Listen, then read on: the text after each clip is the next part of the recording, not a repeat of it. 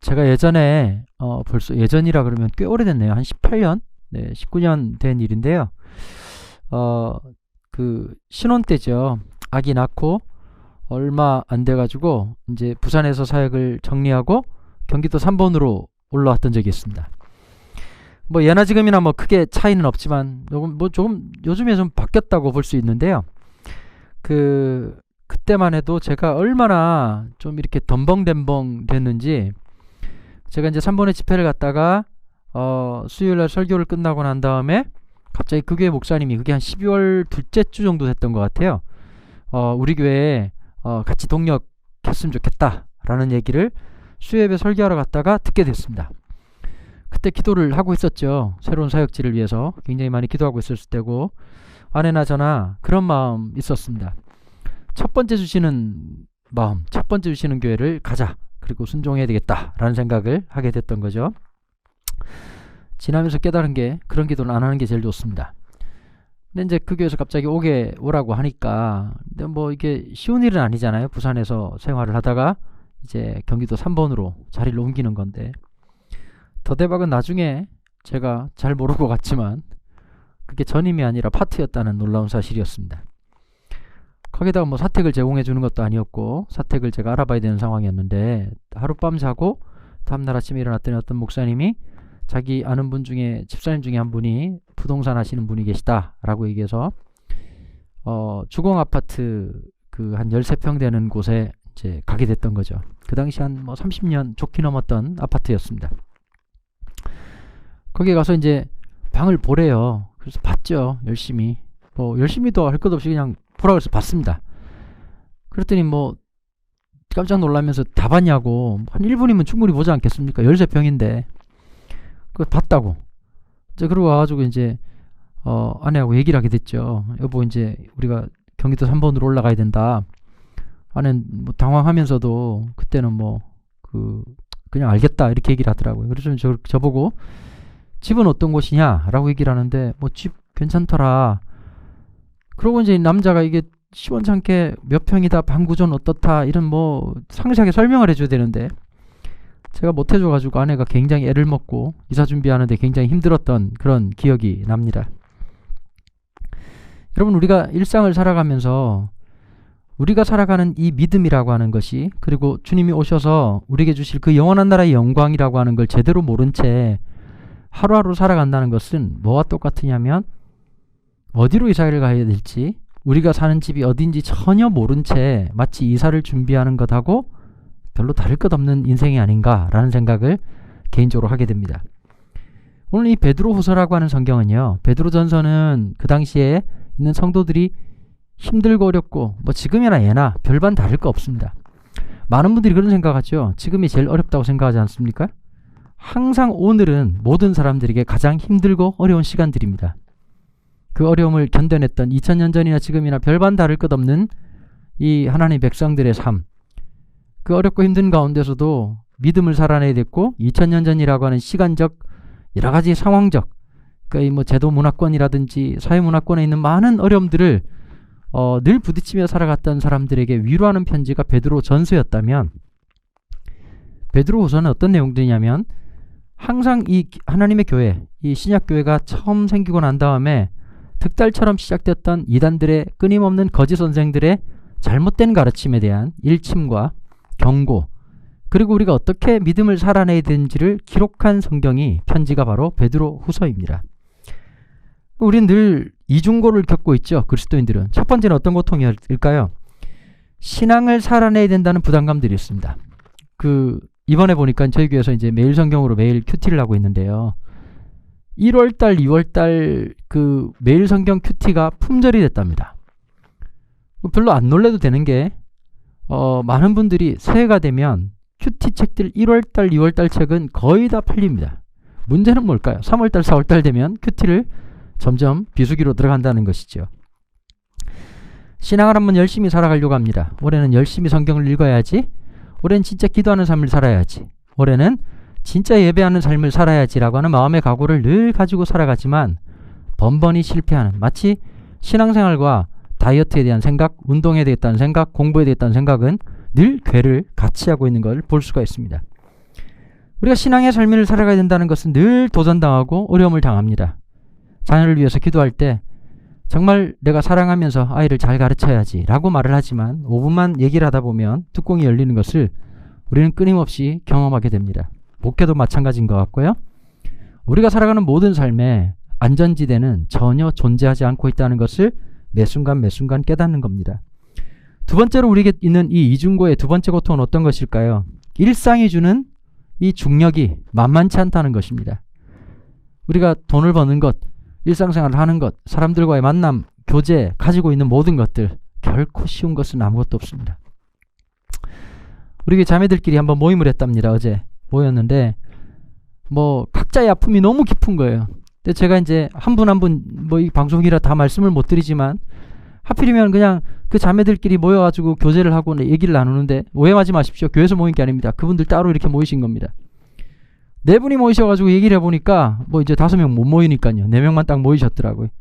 서로 얘기를 하는데 들어보니 한 분은 마음이 너무 아프신 분, 한 분은 마음 아픈 데다가 몸도 아프신 분, 한 분은 마음도 아프고 몸도 아프고 돈도 아프신 분, 마지막 분은 이 모든 걸 다 가지실 만큼 서로 그런데 이 네 사람이 서로가 위로하고 격려하면서 서로가 가지고 있는 틀이 하나 깨지더라는 거죠. 어떤 틀일까요? 나만 힘들 것 같고 나만 고통스러운 줄 알았는데 상대방의 마음들을 들으면서 우리가 다 힘들고 연약한 존재이구나. 그리스도인으로 살아간다는 것은 믿음을 살아내야 된다는 첫 번째 고통과 함께 일상이 주는 중력, 이 무게가 만만치 않다는 것을 우리는 발견하고 살아가는 겁니다. 여러분, 초대교회에서 가장 위협적인 것은 로마 제국이 아니었습니다. 로마 제국의 억압보다 더 위험하고 어려운 것은 거짓 선생들의 잘못된 가르침이 더 고통스럽고 힘들고 아팠다는 겁니다. 여러분, 거짓 선생들의 가르침은 어떤 걸까요? 세상에 시작도 끝도 없다. 세상에 시작이 어딨냐? 시작도 없다. 시작이 없으니 당연히 끝도 없다. 그러니 성경이 말하고 있는, 사도들이 말하고 있는 이 종말이라고 하는 건 다 거짓말이다. 그냥 즐겨라. 그러기 위해서 중요한 두 가지를 얘기하죠. 쾌락주의를 얘기하고 금욕주의를 얘기합니다. 여러분, 2000년 전 이 그리스 철학, 그레코 로만 철학의 가장 큰 중요한 두 가지 학파가 있었지 않습니까? 스토아 학파와 에피쿠로스라고 하는 학파입니다. 스토아 학파는 철저하게 금욕주의를 주장하고 있죠. 여러분, 근데 지금 제가 2000년 전 얘기한다고 아무 의미 없을 것 같죠? 아닙니다. 항상 기독교는 두 극단 사이를 왔다 갔다 하고 있는 거죠. 스토아 학파가 얘기하고 있는 이 금욕주의를 만난 기독교는 어떻게 될까요? 자칫 잘못하면 율법주의가 됩니다. 너 이거 하지 않았냐? 너 왜 기도하지 않니? 너 왜 예배드리지 않니? 굉장히 맞는 말 같죠? 그러나 이게 점점 다가가가지고 뭐를 하지 않고 하고의 문제로 점점 넘어가면 율법주의라고 하는 한계 속에서 벗어날 수가 없습니다. 두 번째는 어떤 거라고요? 에피쿠로스 학파입니다. 얘네들은 어떤 거냐? 술을 없애자. 어떻게 해요? 다 처먹어서. 다 쾌락을 즐기고 마음껏 즐겨라. 모든 것을 없애라. 현대 기독교에서 이 쾌락주의적 요소가 만나면 어떻게 될까요? 자유주의가 되는 겁니다. 방임주의가 되는 것이고, 이 두 극단은 정말 위험합니다. 예를 들면 불신자들은 두 번째, 세 번째로 차치하더라도 기독교 안에 있는 이 율법주의와 이 자유주의라고 하는 넘실대고 있는 이 고통이 우리에게 훨씬 더 고통스럽고 만만치 않은 것이라는 것을 우리는 지금도 늘 마주하고 살아가는 것이죠. 여러분, 보통 믿음이라고 얘기할 때 여러분 구원이라고 하는 행위가 있죠. 구원은 어떤 것일까요? 하나님이 우리를 향해서 하신 놀라운 일들입니다. 우리가 사랑을 받거나 우리가 구원을 받을 만한 존재가 아님에도 불구하고 이해할 수 없는 하나님의 놀라운 사랑이 우리에게 오셔서 우리를 건지신 위대한 이야기를 구원이라고 얘기를 하는 거죠. 그래서 우리가 먼저 기억해야 될 것은 구원이나 믿음이라는 것을 얘기할 때 가장 큰 전제는 하나님께서 우리를 위해 무엇을 행했냐. 그러니까 하나님이 하신 그 놀라운 일들에 우리가 집중해야 될 필요가 있고, 그 외의 것은 전혀 본질적인 것이 아니고 부차적인 것이며 하나님이 행하신 그 일에 대한 인격적 반응으로서의 태도를 얘기하는 것이지, 구원의 영역만큼은 인간이 어떠한 도움이나 어떠한 실력을 행사할 수 없는 공간이 바로 구원이라고 하는 공간입니다. 여러분, 그렇다면 이 믿음 안에서 이 성경이 말하고 있는 가장 중요한 것, 구약 전체가 말하고 있는 가장 중요한 세 가지 요소가 있습니다. 첫 번째는 어떤 것일까요? 예수님이 바로 그리스도라고 하는 사실입니다. 구약 성경의 39권의 내용을 원 센텐스로 만들려고 하면 메시아가 오실 것이다 라고 하는 것이 구약 성경의 전반적인 내용들입니다. 가장 중요한 핵심입니다. 여러분, 예수님이 오셔야 된다, 메시아가 오셔야 된다는 사실은 어떤 것일까요? 여러분, 구약에 보면, 레위기에 보시면, 특별히 이제 한국 분들, 우리를 포함해서 모든 사람들이 창세기 출애굽기까지, 출애굽기 뒷부분 또 어려워요. 근데 이제 출애굽부터 시작해가지고 레위기가 굉장히 넘기 힘든 내용들이잖아요. 그러면 이 모세오경, 소위 말해서 신약 성경에서 율법이라고 말하고 있는 이 모세오경의 내용이 어떤 것일까요? 이 율법의 내용은 이런 겁니다. 무엇이 죄고 무엇이 하나님이 기뻐하시고 하나님이 기뻐하지 않는 것이 무엇인지를 선을 정확하게 정해놓은 것입니다. 그러면 대부분의 히브리인들, 이 유대인들은 어떻게 생각했을까요? 이것을 지키면 구원을 얻을 것이라고 생각했죠. 여러분, 막상 우리가 하나님의 말씀을 대할 때마다 뭘 느낄까요? 이게 죄라는 사실을 알고 행하지 않지만 육신의 몸을 입고 살아가는 동안 우린 죽을 때까지 이 죄의 법에서 자유로울 수 없는 존재라는 겁니다. 제가 이렇게 한번 비유를 들어볼게요. 소가 풀을 먹습니다. 왜 그럴까요? 본능이기 때문입니다. 저는 오른손잡이입니다. 물건을 오른손으로 잡지요. 그러면 소가 풀을 먹는 것은 본능이라 뭐가 필요 없느냐? 학습이 필요 없습니다. 왜 인간이 죄인일까요? 선한 일은 노력해야 되고 애써야 되고 끊임없이 자각해야 되고 내 몸을, 내 생각을 뒤로 바꾸어서 움직여야 되는 것이 어렵습니다. 그러나 죄는 신기하게도 학습이 필요 없습니다. 쌍욕을 하는데 학습이 필요한 게 아니라 학원 선생님이 필요한 게 아니라 반복이 필요하지 않습니다. 자동적으로 나옵니다. 거짓말하고 잘못된 행동을 하는 것 자연적으로 나옵니다. 애기들을 키우다 보면요, 진짜 그런 마음 들 때가 많거든요. 너무 천사 같은 모습인데 걔가 말을 하기 시작하면서 뻔뻔하게 거짓말하고 뻔뻔하게 죄짓고 있는 모습을 보면 야, 또 한 번 직감하는 거죠. 야, 아담의 후손이구나. 그게 우리의 모습이라는 겁니다. 절망하죠. 여러분, 신앙생활 할 때 가장 필수 요소가 뭔지 아십니까? 자기 절망입니다. 나 스스로에 대한 절망. 내가 이런 존재이구나. 내가 정말 벌레 같은 존재이구나. 내가 정말 소망 없는 존재이구나. 그것이 무엇을 만나게 할까요? 절대적 소망을 만나게 하는 겁니다. 절대적 절망이 절대적 소망을 만나게 되는 그 위대한 사건, 메시아가 오실 것이다. 구약 39권의 모든 내용들, 우리의 실패와 우리의 좌절과 우리의 연약함과 우리의 한계를 만나서 절대적 절망을 통해서 절대적 소망을 바라보게 하는 놀라운 역사, 그게 바로 오실 메시아의 모습이죠. 특별히 이 구약 성경, 특별히 이제 열왕기상하, 역대상하를 보시면 남유다의 왕들이 종교개혁을 일으킬 때마다 반복되는 아주 중요한 워딩이 하나 있습니다. 유월절이라고 하는 사건입니다. 아마 이 시간에 잘 들으실지는 잘 모르겠지만 이 유월절이라는 사건이 어떤 사건일까요?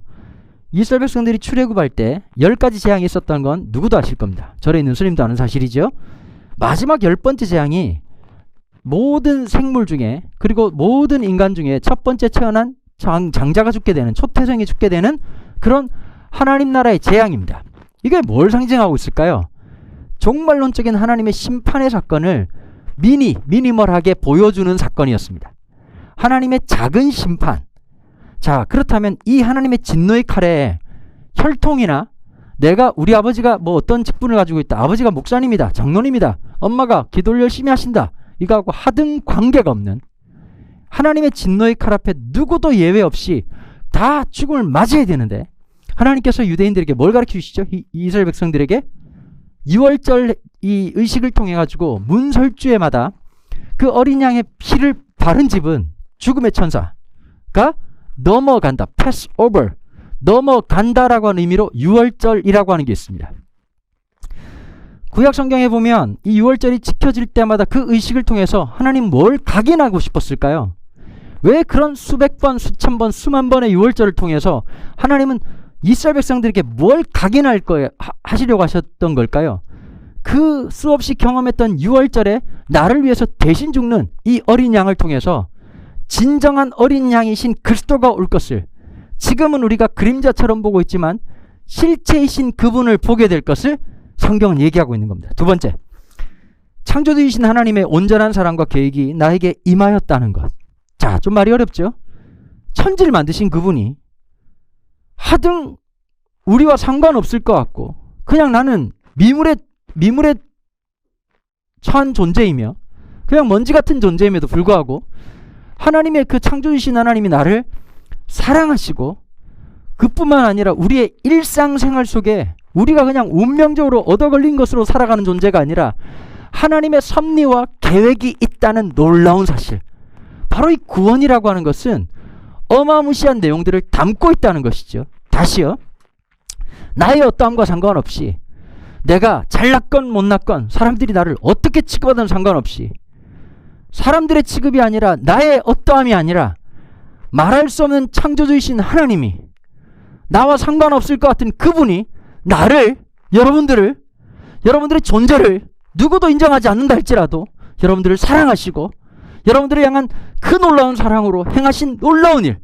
그리고 심지어 여러분들이 살아가는 그 일상생활, 아무것도 아닌 것 같고 실패자로 살아가는 여러분들의 삶 속에 그냥 버려두신 게 아니라 하나님이 개입하셔서 여러분들 삶에 일거수일투족 살아가는 1분 1초의 시간들을 통해서 하나님의 계획과 섭리를 살아가시는 분이라는 사실이 바로 구원이라고 하는 위대한 사건 속에 담겨 있다는 겁니다. 세 번째, 연약한 우리의 존재와 믿음을 아무리 우리가 은혜 받고 할렐루야 아멘하고 눈물 흘리고 성경책에 밑줄 긋고 수많은 엄청난 짓을 한다 할지라도 우리는 내일 알 수 없는 존재입니다.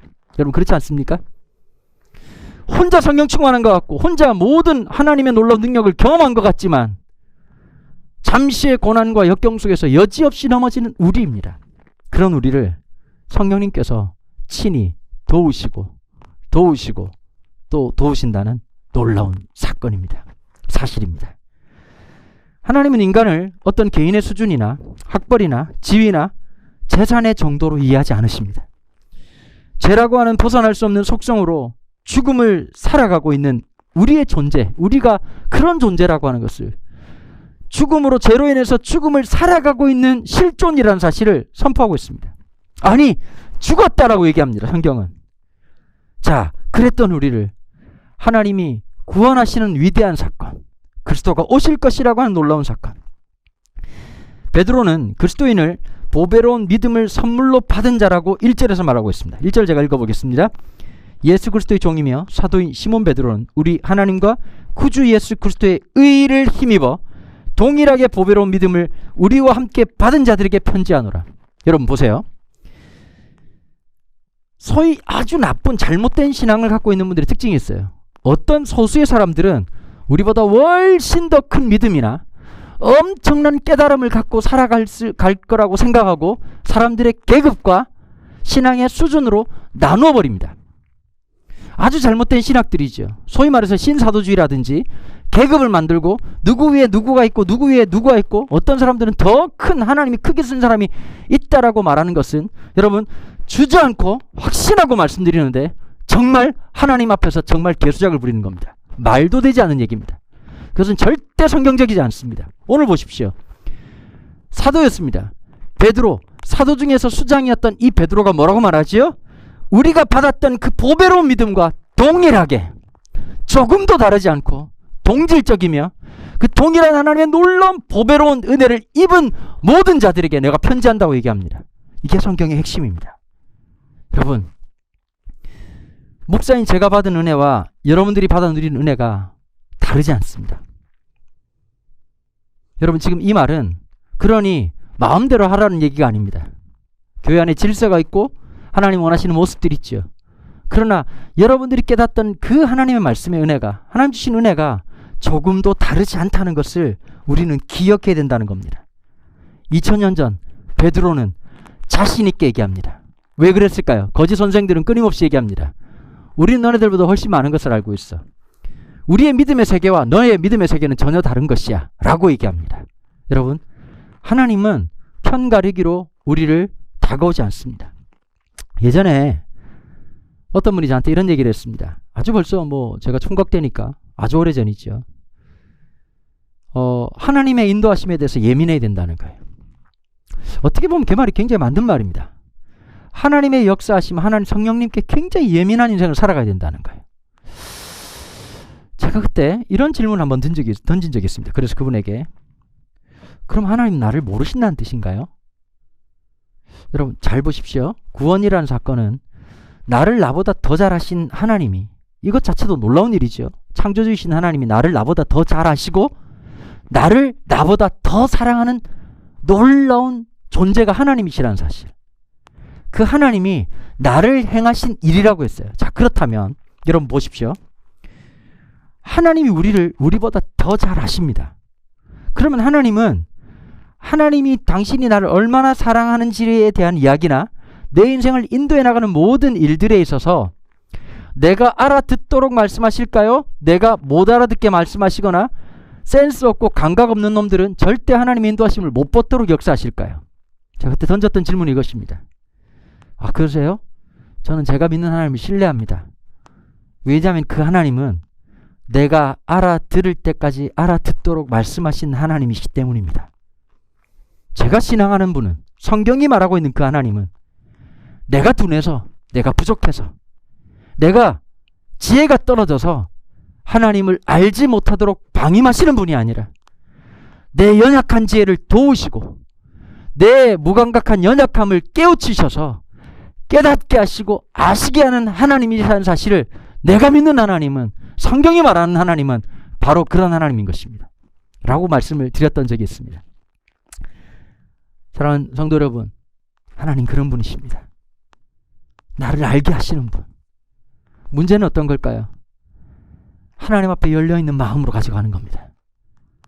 내 인생에 뭐가 있겠어? 하나님의 계획, 하나님의 섭리가 어디 있겠어? 하나님은 저기 계신 분이야가 아니라 하나님 부끄럽고 실패한 인생이지만 오늘 내 삶에 야곱과 함께 하신 것처럼 저와 함께 하시는 분이심을 믿습니다라고 고백하는 것. 그래서 중요한 게 있습니다. 어떤 것일까요? 베드로후서에서 놀랍게도 무엇을 안다는 것을 굉장히 강조합니다. 2절을 보실까요? 2절에 뭐라고 했죠? 하나님과 우리 주 예수를 알므로. 안다는 것은 단순히 성경 공부만을 한다는 게 아닙니다. 그 하나님을 인격적으로 지정의라고 하는 모든 것을 통해서 하나님을 알아간다는 겁니다. 지식만이 아니라, 감정만이 아니라, 의지만이 아니라 이 모든 것이 총체적으로 이루어 가신 하나님의 영광이라는 얘기죠. 3절에 뭐라고 말씀하고 있죠? 그의 신기한 능력으로 생명과 경건에 속한 모든 것을 우리에게 주셨으니 이는 자기의 영광으로과 덕으로서 우리를 부르신 이를 알므로 말미암아. 하나님을 알아가는 것, 우리를 부르신 이 예수 그리스도, 그 하나님의 놀라운 은혜를 알아가는 것, 이런 것이 중요한 것이 있습니다. 성경을 펼칠 때마다 하나님의 말씀을 내가 읽는 것이 아니라 그 말씀이 이미 우리 가운데 오셔서 우리를 읽으시고, 하나님 오늘 이 말씀을 통해서 하나님의 뜻을 발견할 수 있게 해주십시오라고 하는 그 거룩한 기도가 그 말씀 가운데서 우리의 심령 가운데 와닿는 놀라운 은혜와 놀라운 역사가 있다는 사실을 기억하는 겁니다. 하나님을 아는 것과, 그리고 이 하나님을 아는 것, 우리를 부르신 이를 안다는 이 놀라운 사건이 무엇으로 연결할까요? 자, 중요한 게 이겁니다. 여러분 어느 정도의 신앙의 수준으로 가기를 원하십니까? 어느 정도의 신앙의 수준? 어느 정도 되면 신앙은 됐다, 야, 이 정도면 만족한다고 생각하실까요? 자, 아니면 여러분 스스로가 아니라 하나님은 우리를 어디까지의 신앙으로 인도해 나가기를 원하실까요? 혹시 댓글 좀 써주시겠습니까? 저 이런 거 잘 안 하는데 이무현 목사 이런 거 잘하더라고요. 갑자기 안 쓰실 수도 있는데, 하나님은 우리를 성령께서 도우시고 역사하시면서 어디까지 자라게 하기를 원하실까요? 자막의 달인님 모르겠습니다. 네, 감사합니다. 몽골에 계신 김경성 교사님, 그리스도의 분량까지 자라야죠. 네, 4절에 보십시오. 아주 멋진 표현. 내가 이 본문 볼 때마다 이게 베드로가 쓴 말이 맞나? 생각이 들어요. 이로써 그 보배롭고 지극히 큰 약속을 우리에게 주사 이 약속으로 말미암아 너희가 정욕 때문에 세상에서 썩어질 것을 피하여 신성한 성품에 참여하는 자가 되게 하려 하셨느니라. 신성한 성품에 참여하는 것, 하나님의 자리까지 자라가는 것, 그리스도의 분량까지 나아가는 것. 여러분, 주님 좀 진도를 너무 많이 나가신 것 같지 않습니까? 우리를 조금만 더 잘하게, 아니 어떤 목사님처럼 아니면 누구처럼 그 정도만 잘하면 될 것 같은데, 하나님 뭐라고 말했다고요? 하나님의 성품에, 신의 성품에 동참하는 것, 참여하는 것. 이걸 좀 쉬운 말로 하면 하나님 그리스도의 분량까지, 우리 주 예수 그리스도의 분량까지 자라기를 원하신다는 거예요. 이게 기가 막힐 노릇 아니겠습니까? 하나님이 너무 진도를 많이 뽑으신다는 느낌이 들지 않습니까? 자, 그런데 여기 중요한 것이 하나 있어요. 누가 하신다고요? 내가 하는 것이 아니라 주님이 하시는 것이에요. 주님이 우리를 포기하지 않고 끝까지 그 자리까지 우리를 인도해 나가신다는 거예요. 성령 하나님의 그 견인하시는 역사가 마치 견인차가 다 퍼져버린 차를 끌고 가는 것처럼 죽었던 우리 인생을 그리스도의 보혈의 피로 살리시고 하나님의 자녀 삼으시고 성령의 감동과 놀라운 역사로 우리를 이끌고 가기 시작한다는 거예요. 그러면서 그 믿음의 여정을 5절부터 이렇게 표현하고 있습니다. 믿음의 덕을, 덕의 지식을, 지식의 절제를, 절제의 인내를, 인내의 경건을, 경건의 형제 우애함을, 형제 우애의 사랑을 이라고 얘기하면서 이 모든 코스를 8가지의 이 과정들을 통해서 배워나가도록 역사하시고 함께 하신다는 거예요. 7절에 보면 이 모든 것을 더하라 라고 표현하고 있어요. 이 형제 우애의 사랑을 더하라, 이 더한다라고 하는 말은 헬라어 원어의 의미를 제대로 이해하려고 하면 공급하도록 하라 이런 뜻입니다.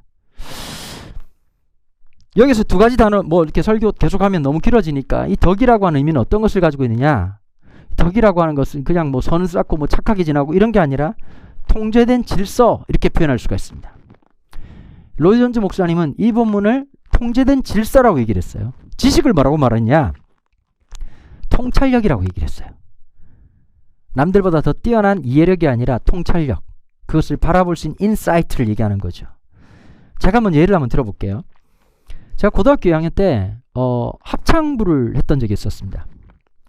합창부 지도선생님이 진짜 열정이 있으셨고 제 인생을 살아가면서 이 합창의 기쁨, 그 다음에 이 학생들이 모여서 함께 하모니를 만들어가는 정말 기가 막힌 시간들을 보내는 정말 중요한 순간이었습니다. 부산에 있는 고등학교 이제 대회 나와가지고 저희가 그때 3등인가 했었던 걸로 기억을 하는데요.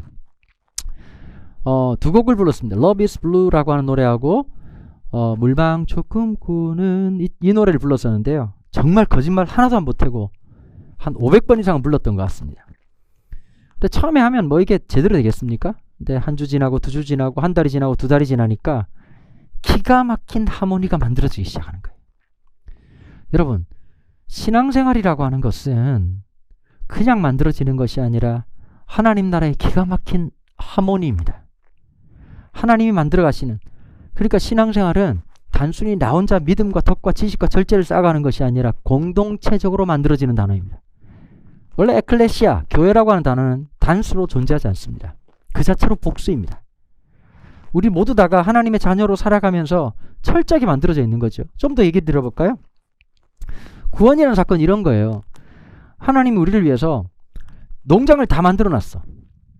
씨앗도 만들고 땅도 다 파놓고 다 했어. 여러분 가끔씩 보면 그 농장 실습 이런 거 있잖아요. 보면 그거 갔다 와가지고 농사가 쉽다 이런 얘기 하시는 분들 가끔씩 계시는데 그 말도 안 되는 얘기죠. 가서 이렇게 하는 거예요. 다 준비돼 있어. 몸만 가가지고 자 심으세요. 심으면 돼. 그냥 심고 딱 땅 덮고 물 붓는 거예요.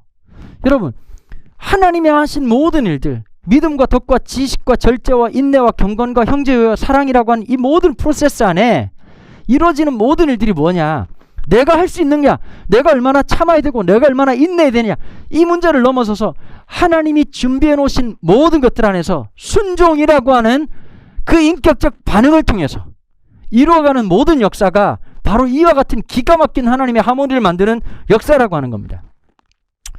구원이라고 하는 단어에는 2가지 시제가 있죠. already, 이미와 not yet, 아직이라고 하는 이 2 단어가 끊임없이 우리에게 존재하고 있습니다. 그게 바로 10절과 11절의 내용입니다.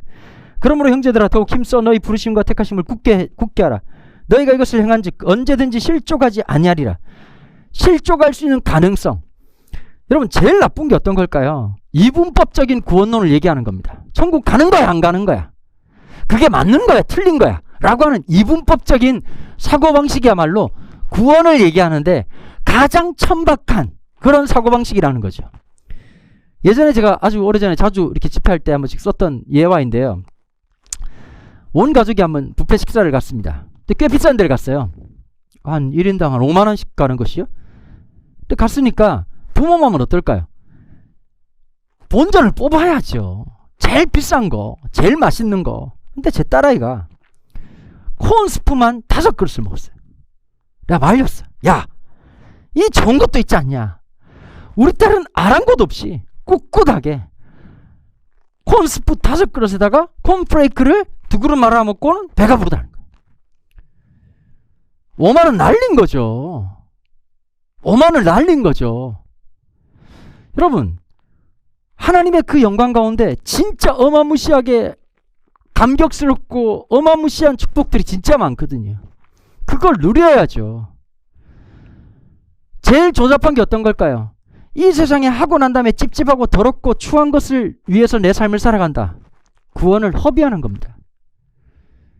정말 하나님의 영광을 위해서 살아갈 때 바보 같고 손해보는 것 같지만 그 안에 주시는 놀라운 영광, 그 안에 주시는 놀라운 기쁨, 그 안에 주신 하나님의 놀라운 공급과 하나님의 임재라고 하는 것을 전 이 방송을 보시는 사랑하는 모든 시청자 여러분들이 믿음으로 누리는 축복이 있기를 간절히 소망하는 것이죠.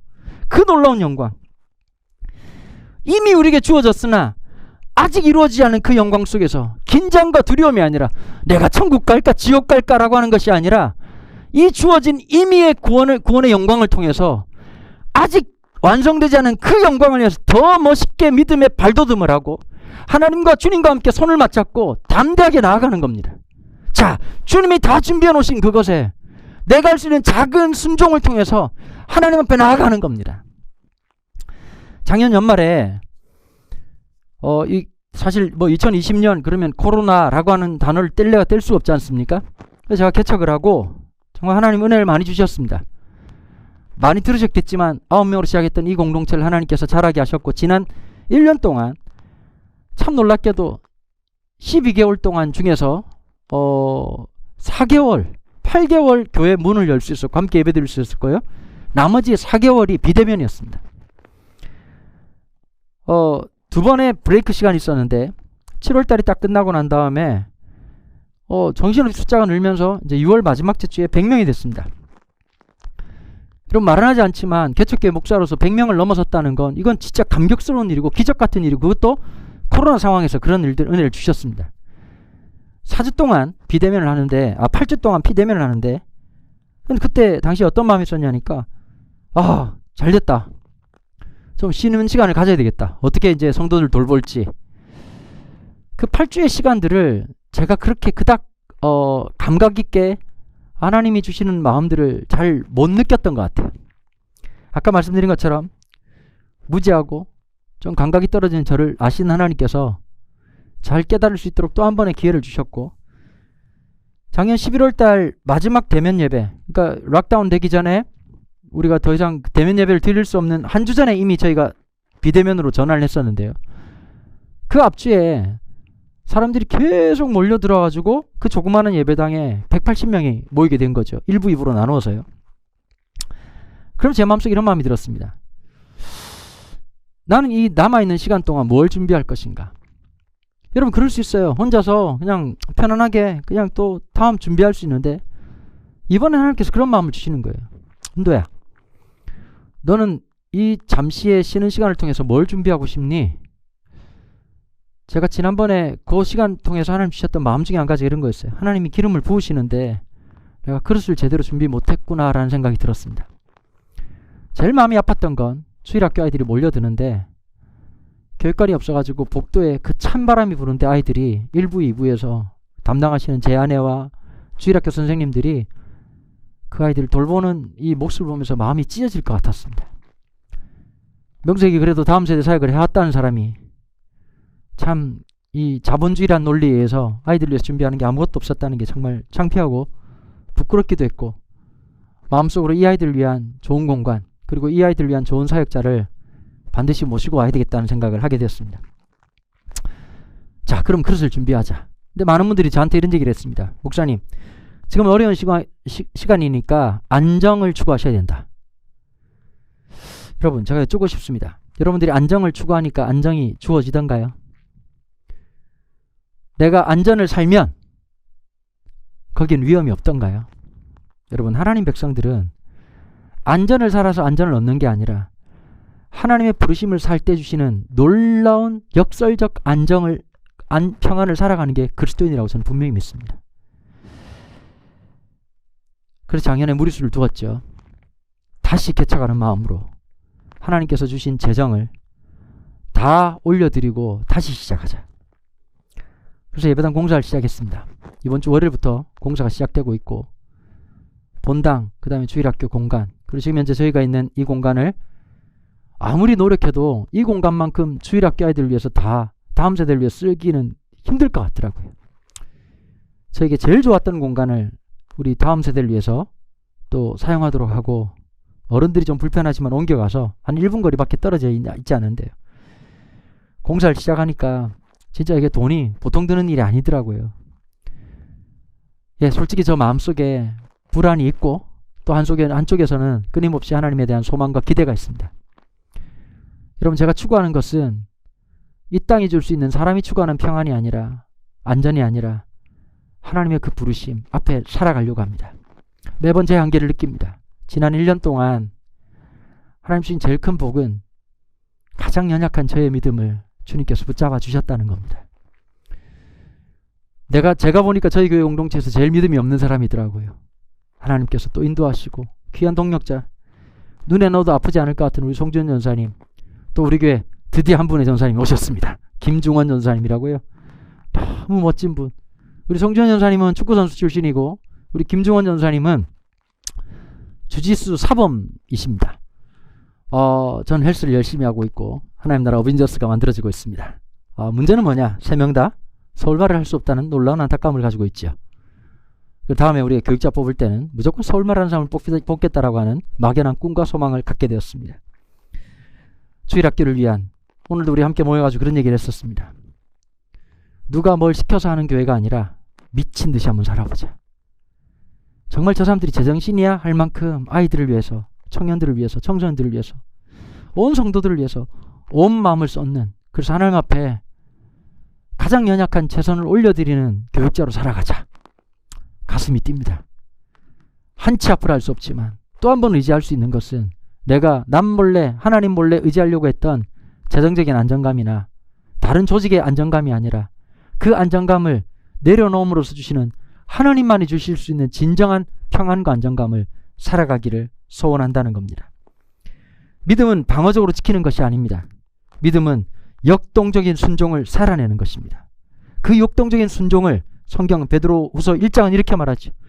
믿음으로 출발해서 그 믿음의 덕과 지식과 절제와 인내와 경건과 형제외와 사랑이라고 하는 기가 막힌 하나님 나라의 하모니를 함께 살아내는 이 영광, 이 모든 것이 구원이라고 하는 위대한 하나님의 오케스트라, 가장 아름다운 하모니가 되는 것이지요. 사랑하는 성도 여러분, 2021년이 밝았습니다. 우리에게 준 모든 시간들을 통해서, 우리가 번개탄 방송이든 여러분들이 큐티든 모든 시간들을 통해서 이 하나님의 위대한 영광의 구원을, 가장 아름다운 영광의 구원을 역동적으로 살아내는 저와 여러분 되기를 바랍니다. 여러분, 주님 오시는 그날까지, 우리의 삶을 부르시는 그날까지 이 구원의 영광된, 가장 영광스럽고 가장 수준 높으며 가장 아름다운 그 삶을 함께 담대하게 살아나가십시다. 늘 기억해야 될 것은 베드로후서에 있는 것처럼 거짓 선생들, 오늘 우리에게 주어지는 수많은 현실적인 어려움과 고난과 역경과 사람을 자꾸 기죽게 만들고 움츠러들게 만드는 수많은 요소들 앞에서 하나님을 신뢰하는 그 믿음으로, 그 하나님 앞에 나아가는 그 영적인 힘을 다해서 함께 나아가면서, 주님이 하셨다, 주님이 우리와 함께 하신다, 나를 부르신 영광이 바로 이것이다 라고 하는 놀라운 응답이 저에게, 여러분들에게 충만하기를 주님의 이름으로 축원합니다. 기도하겠습니다. 하나님 아버지, 감사합니다. 우리를 불러주신 그 은혜를 찬양하고 우리를 향한 하나님의 그 놀라운 메시지를 우리가 기억하는 존재가 되게 도와주옵소서. 구원이라고 하는 것이 한순간 있다가 끝나거나 수련해서 한번 눈물을 흘린 것으로 끝나는 것이 아니라, 구원을 살아내는 영광이 우리 가운데 충만할 수 있도록 주가 함께하여 주시고 역사하여 주시옵소서. 하나님, 가장 아름다운 이 영광, 우리의 일상을 부르시고 천지의 만물의 창조주가 되신 하나님께서 우리를 우리가 사랑할 수 없는, 이해할 수 없는 놀라운 사랑으로 끝까지 사랑하시고 우리 인생을 붙잡고 있다는 이 놀라운 사실 기억하며 살아가는 우리 사랑하는 시청자들 될 수 있도록 역사하여 주시옵소서. 주님, 또 주님 의지합니다. 두렵고 걱정되고 근심되지만 또 주님을 신뢰함으로 이 밤을 주님께 올려드립니다. 하나님 아버지, 이 땅 위에서 끊임없이 주님을 신뢰하는 그 믿음으로 나아가도록 축복하여 주시옵소서. 감사와 찬양을 주님께 올려드리며 이 모든 말씀 우리 주 예수 그리스도 이름으로 기도합나이다. 아멘.